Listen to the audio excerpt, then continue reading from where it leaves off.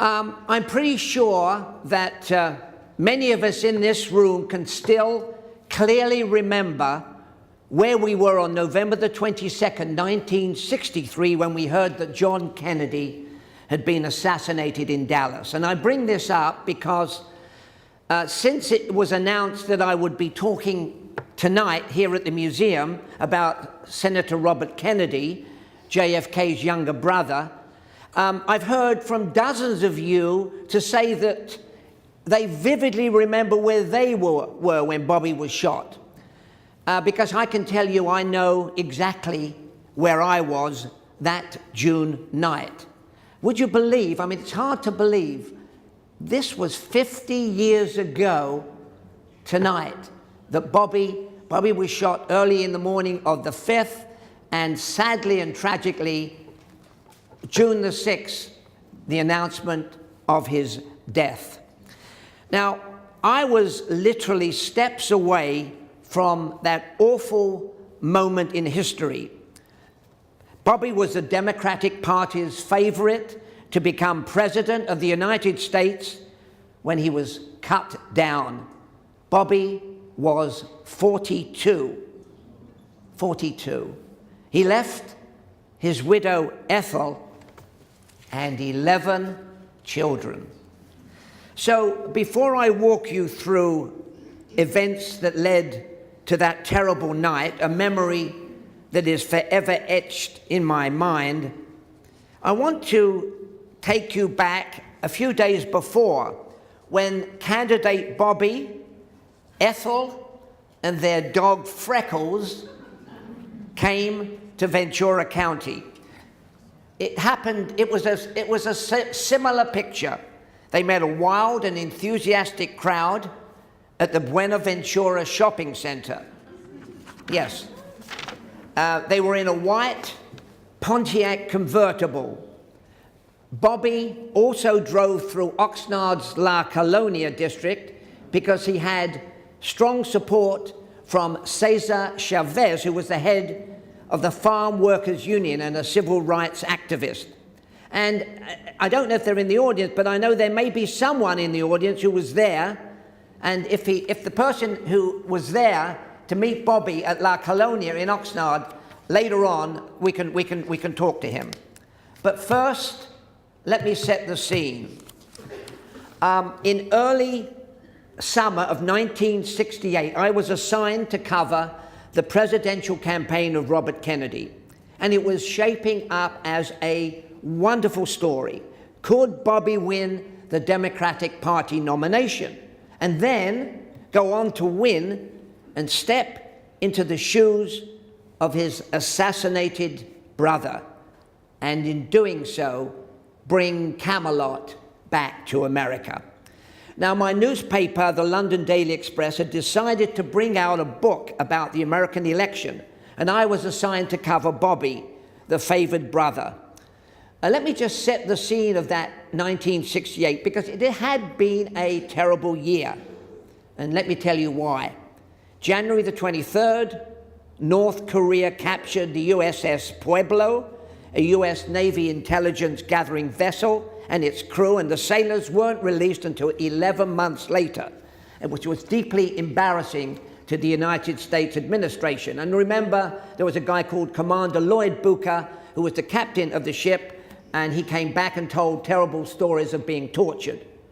January 31, 1968, tens of thousands of North Vietnamese troops began a series of surprise attacks across Vietnam.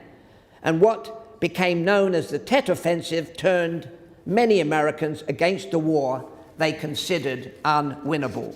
March the 12th of that year, anti-war Senator Eugene McCarthy of Minnesota nearly defeated President Lyndon Johnson in the New Hampshire Democratic presidential primary, which actually showed the extent of the opposition of the war in Vietnam.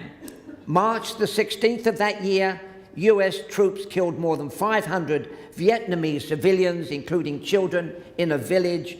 The notorious incident became known as the My Lai Massacre.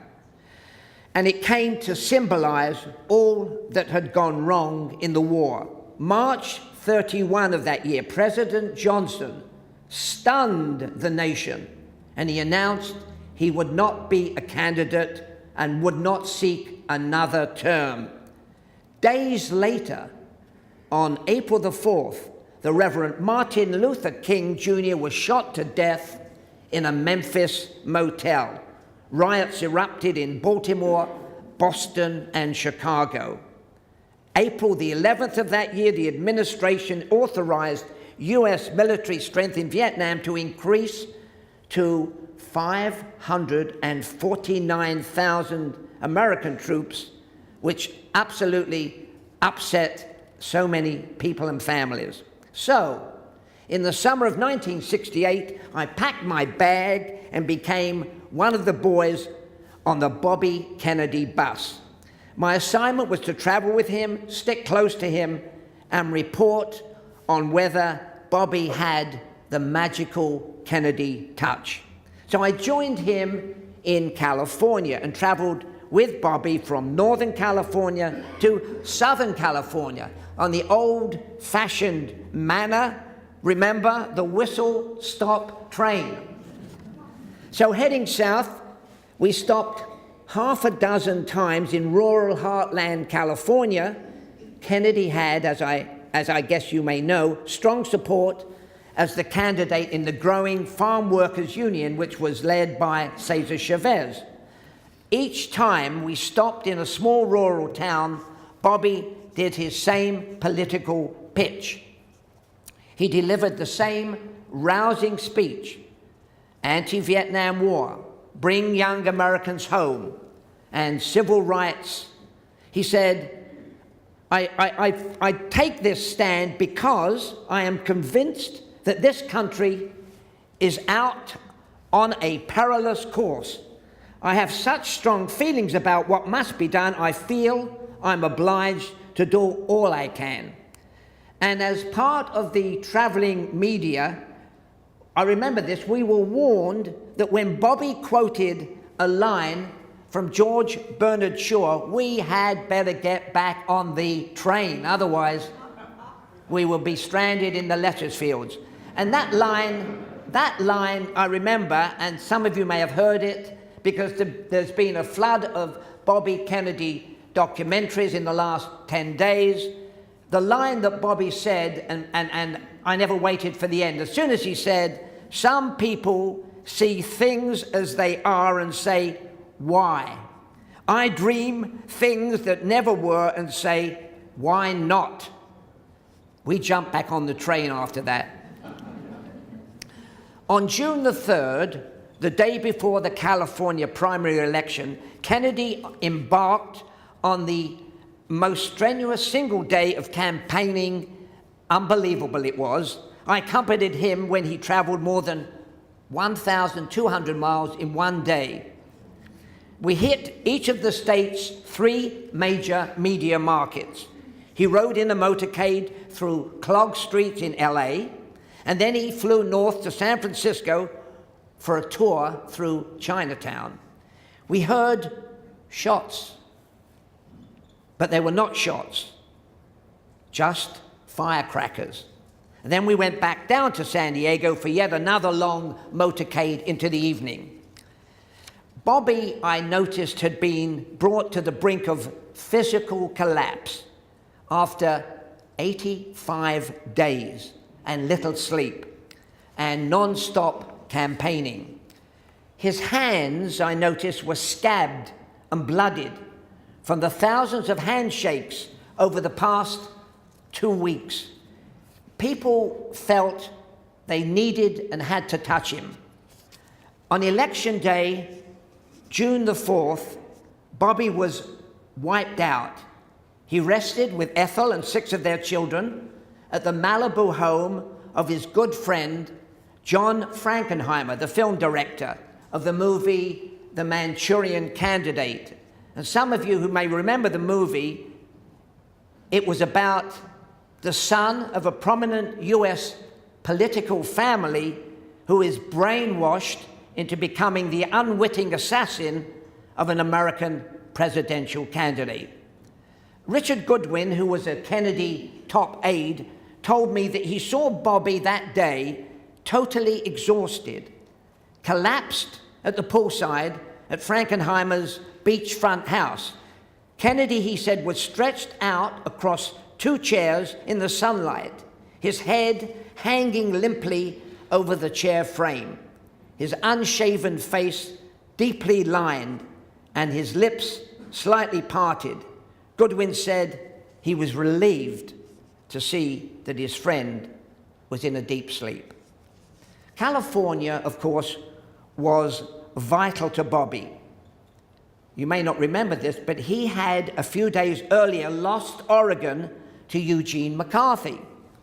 But if he won the 174 votes of the California delegation in a winner-take-all primary, it would make him a favorite going into the convention.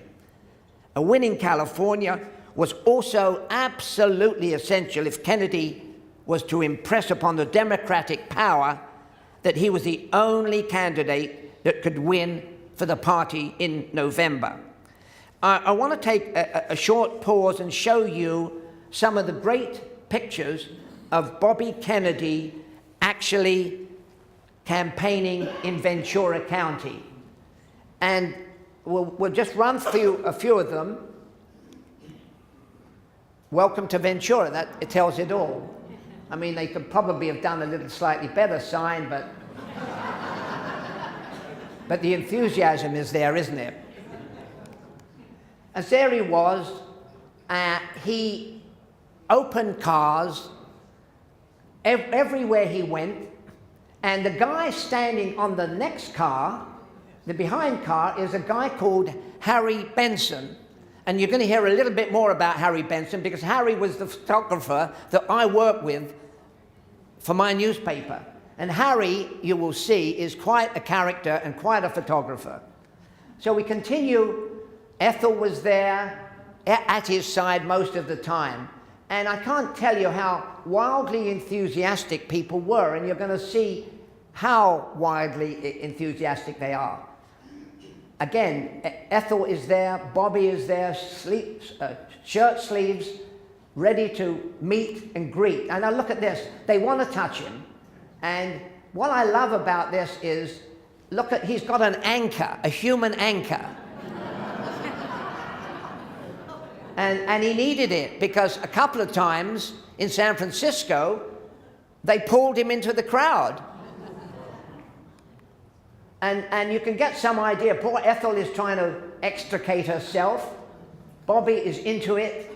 And I've been on a few campaigns with Ronald Reagan sometime later, but the Kennedy emotion was unbelievable. And there we have somebody who isn't a fan of Bobby.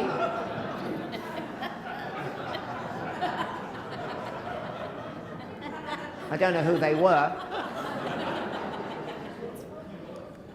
And again, you can see pennies, and there we are in the Buenaventura. Can you recognize that? For those of you, and you know, again, he's got his anchor almost joined at the hip. Look at that crowd. Isn't that incredible? Now, the next picture I'm going to show, and I don't know if anybody recognizes themselves from this one, but no, not that one. No, that's Bobby, the fiery Bobby. There you go. Anybody you know, anybody there recognize themselves. But what I like about that picture, can anybody recognize anyone? What I like about that picture is, you know, they didn't pose, they just happened to be looking the way they did, rather joyful, happy, amazing. Again, when I talk about Bobby touching, there you go. And there that, you know, I never found out who his anchor was, but he deserved double overtime. Bobby again talking to the crowd, and guess who's on his left? Edmund G. Brown, the governor. And of course, as most of you know, obviously, Edmund G. Brown's son went on to be governor, and he's still governor. I don't think the Jerry Brown we know has a potential son to become the next governor. I don't know. Anybody can correct me later on. And again, Ethel sort of admiringly looking at Bobby. So we're going to stop our PowerPoint at this stage. I'm going to show you a little bit of film a bit later on, and let me just pick up the story, if I may. Now, late in the evening of June the 4th, 1968, when the polls finally closed, Bobby began getting positive reports, and a Kennedy victory seemed assured. He was still tired, but buoyed by the news, he headed for the Ambassador Hotel on Wilshire Boulevard in Los Angeles. It was his campaign headquarters. Kennedy, we were told, had won California, beating out Senator McCarthy. And he was ready for a face-off with his late brother's old nemesis, Richard Milhouse Nixon. Late that night at the Ambassador Hotel, flanked by his wife, he made a short victory speech in the hotel ballroom. He was exhausted, but he was very happy. Now, he said, it's onward to Chicago. And Chicago was where the convention was to be held. And he turned to leave the ballroom. It was a few minutes after midnight, June the 5th. He somehow became separated from his bodyguards. Rafer Johnson, the Olympic decathlon gold medalist, and Roosevelt Greer, the ex-Los Angeles Rams footballer. They moved slowly along a short passageway from the ballroom to the kitchen. It was a short cut to the press conference. I followed as closely as I could. Suddenly, about 50 steps behind, I heard what I thought were balloons popping. 4, 5, 6, 7, maybe 8. And then the screaming began. Women were shrieking. I rushed to the door of the kitchen pantry, and my path was blocked by a man in a crumpled suit. It was Stephen Smith, Bobby's brother-in-law. "What's going on?" I said to him, trying to get a clear look inside the pantry. I pushed forward. Smith grabbed my shirt sleeve, and as I inched forward to see what was happening, he didn't budge, and he grabbed my cuff and he ripped my shirt from collar to cuff. I mean, that may sound, what was I doing? I mean, I was just doing instinctively what was going on.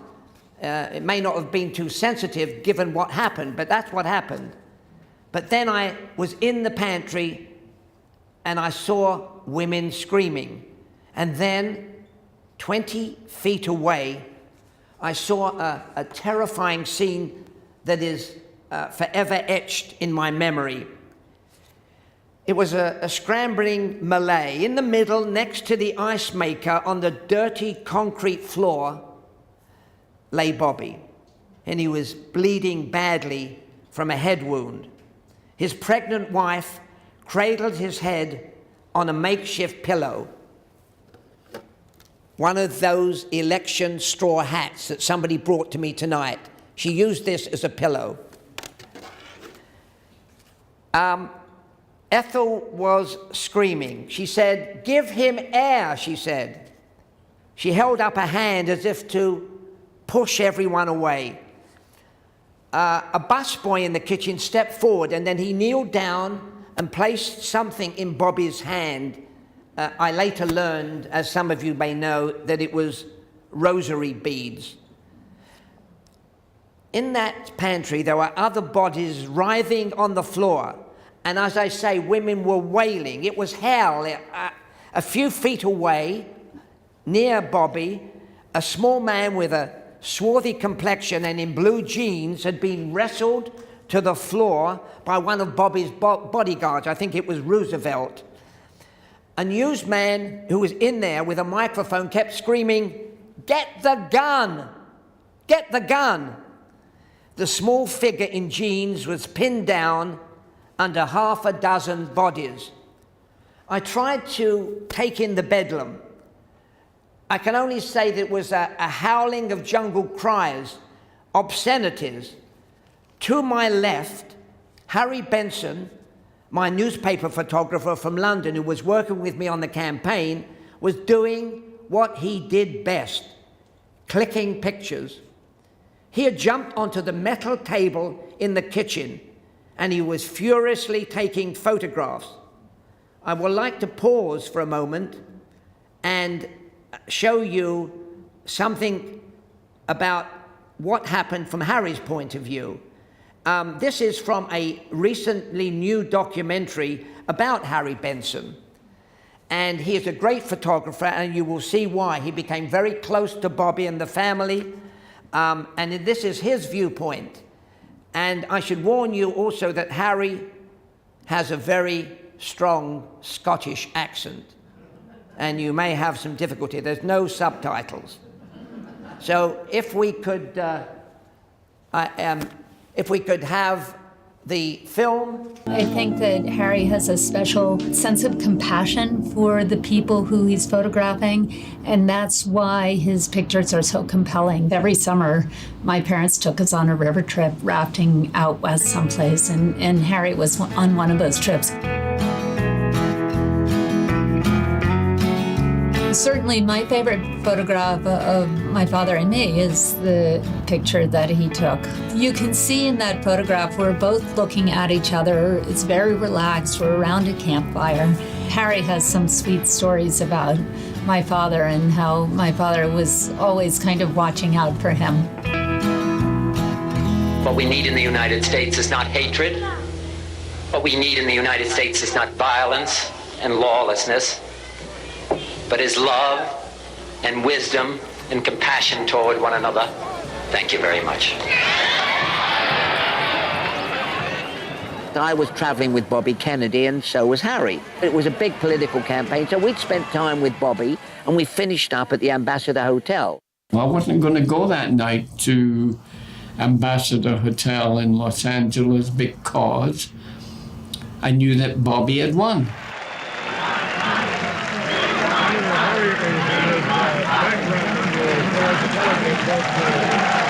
My thanks to all of you, and now it's on to Chicago, and let's win there. Thank you very much. Senator Kennedy has been shot. Is that possible? Is that possible? First news feed was NBC or CBS, I forget, one of the networks. There were only 3 back then. And the first shot that I saw of the senator, lying basically dead, was Harry's shot. My thought is, this is it. Let me fail tomorrow, not today. This is why the Daily Express has sent me. You thought of yourself like the guy in the bar who would say, God, if I was there that night, I would have done this, I would have done that. Now I'm there. Now I've got to do it. So my main purpose was to get as close as I could to Bobby, take pictures and work around it. I ran about not more than 20 yards backstage to what was the kitchen as they were leaving. And I looked through the kitchen door and Bobby was on the floor and Ethel was by him, and who was inches away taking pictures? Harry. They punched me and all that, and while I'm changing film, I said other people were shot around me. I was the last photographer to leave there. I think that kind of gives you, there's been a lot of film about what happened, but it kind of gives you a slightly different picture of what I have been talking about in the last 20 minutes.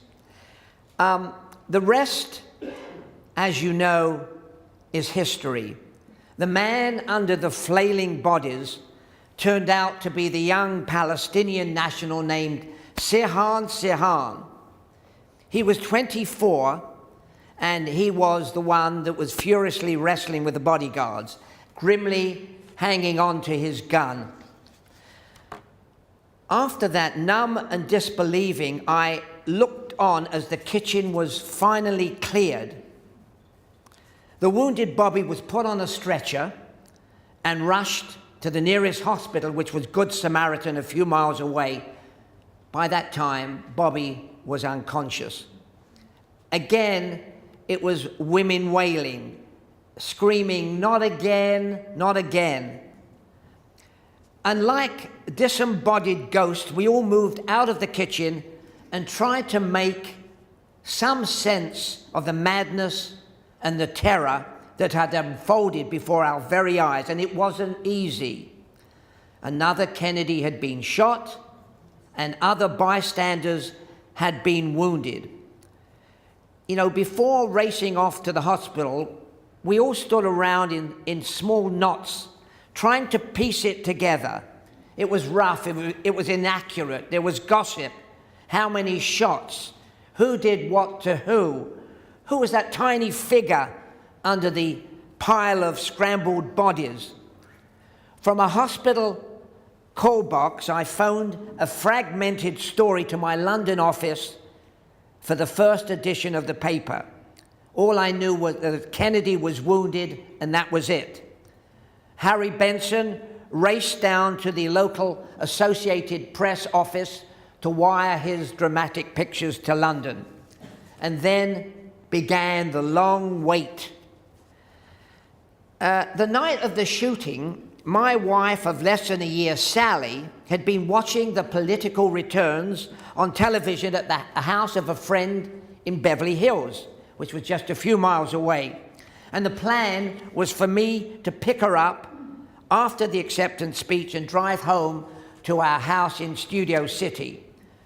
Well, about 2:30 in the morning, I finally found a free phone box. Don't forget, this was a time there were no cell phones. And I finally called Sally to say I was safe. And I said I was hanging around at the hospital to see what the news was going to be. And I tried to tell her what I had seen and heard. She was relieved that I was okay. She said early news bulletins reported that several journalists had been wounded. As it happened, 4 bystanders in the kitchen were hit by flying bullets. The next 24 hours was a total blur. Surgeons battled all night long to save Bobby's life. But 26 hours later, I was back at the hospital. Bobby's press aide, Frank Mankiewicz, broke the news, formally announcing another Kennedy had died at 1:44 a.m. on June the 6th, 1968. Pierre Salinger, Bobby's campaign manager, and the former John Kennedy White House press secretary painfully gave us details of the funeral arrangements. We all listened in total shock. I was numb like the rest of the world, not really able to absorb what had unfolded before my eyes just hours earlier. I'm going to give you just a brief aftermath because I know that some of you may have questions and some of you may have worked for Bobby, and I'd love to hear from you. But let me give you the footnote, or it's more than a footnote. Within 48 hours of the shooting, the world was learning more about the Jordanian immigrant named Sirhan Bishara Sirhan. He was 24. He said he was upset by Kennedy's pro-Israel stance, and he made a full confession to the LAPD. He said he was drunk. He said he was angry. He said he couldn't remember what happened. In February 1969, I also covered the Sirhan murder trial in downtown Los Angeles. It should have been fairly cut and dried.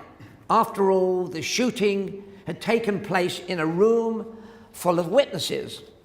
But the case which unfolded had lots of twists and psychological turns. And here's an amazing fact that many people never knew, and they may not know even today. Behind the scenes, before the trial officially began, the prosecution and the defense tried to cut a deal. On June the 9th, 1968, 3 days after the killing, Sirhan recorded his confession.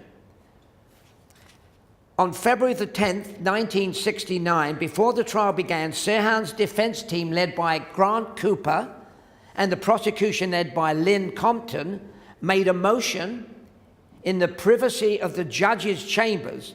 It was a secret meeting, and Sirhan's lawyer, Cooper, said that Sirhan would plead guilty to first-degree murder. In exchange, Sirhan would be sent to prison for life and avoid the San Quentin death chamber. But by doing this, of course, there would be no public trial. The negotiated plea bargain failed. Judge Herbert Walker, who is best known for sending the red light bandit Carl Chessman to the San Quentin gas chamber, decided that full disclosure mattered more than legal expediency. And he worried that a quickie plea bargain might be perceived as a cover-up. Don't forget this: dominating all else was the specter of President John Kennedy's assassination in 1963, and Lee Harvey Oswald had himself been gunned down live on TV by Jack Ruby. Oswald, of course, never had his day in court, and to this day, the labyrinth of doubt and suspicion about who killed John Kennedy still exists. So at that time, the judge felt that the stature and the prominence of Robert Kennedy guaranteed that a trial would be of historic importance, because this was not your everyday murder case. As most of you know, the trial went on, and Sirhan was convicted. He was sentenced to die in the San Quentin gas chamber, but then capital punishment was abolished, and to this day, Sirhan is in jail every 4 or 5 years seeking parole. Time and time again, it is denied. But the intriguing thing, even today, is the fact that had it been left to the prosecution and the defense, there would never have been a trial over Bobby Kennedy's murder.